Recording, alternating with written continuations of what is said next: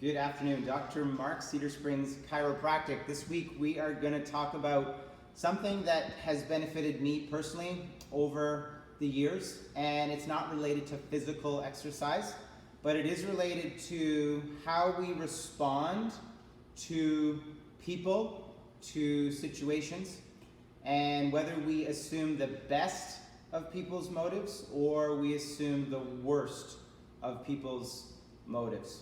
And let me give you an example. This past weekend, my son and I were coming home from a long road trip, and I was in the fast lane. I was doing about 120, and a car came behind me, like must have been going 150, 160, and right up to my bumper, and was basically pressuring me to move.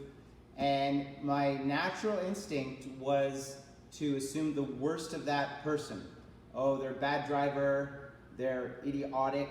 And my son reminded me of a principle that I try to adapt, which is to assume the best of somebody's motive when something is perhaps ambiguous. And so what my son said, which was very wise, is, well, what if that person just got a call that their wife is in the hospital and they're rushing to get home? What if they just found out that someone is very sick and they need to rush to the hospital and see them?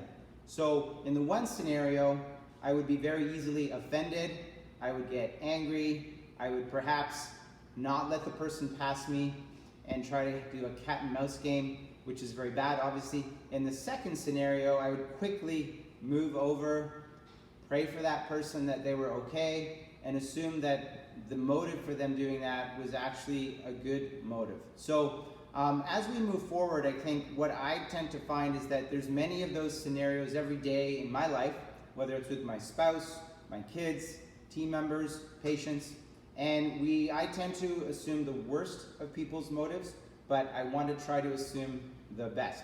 So hopefully that will help you as you go about your day.